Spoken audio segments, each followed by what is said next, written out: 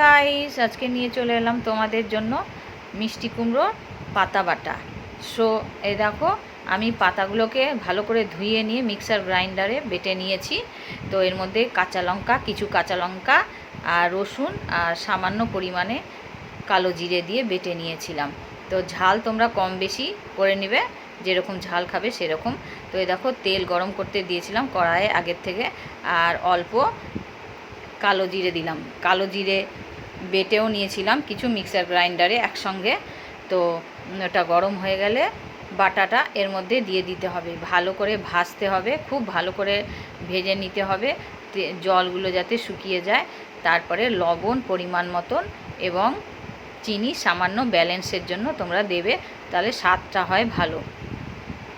চিনি কখনো মিষ্টির জন্য দেওয়া হয় না, ব্যালেন্সের জন্য চিনিটা দেওয়া হয় যাতে স্বাদটা ভালো হয়। তো পরিমাণ মতো লবণ এবং চিনি সামান্য পরিমাণে দেবে এবং ভালো করে তোমরা ভাজবে, খুব ভালো করে ভাজতে হবে।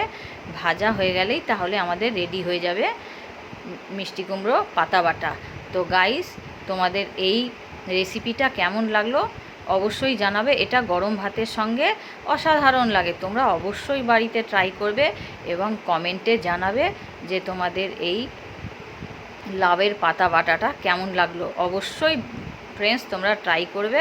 আশা করি তোমাদের এই রেসিপিটা ভালো লাগবে। গরম ভাতে তো অসাধারণ লাগে খেতে, আর খুব সহজেই তৈরি হয়ে যায়, কোনো ঝামেলা নেই, কোনো ঝঞ্ঝট নেই, খুব খুব তাড়াতাড়ি এটা তৈরি হয়ে যায়। তো তোমরা গাইস বাড়িতে অবশ্যই ট্রাই করবে এবং জানাবে তোমাদের রেসিপিটা কেমন লাগলো। আর ভালো লেগে থাকলে খুব খুব শেয়ার করবে এবং একটা লাইক করে দিবে।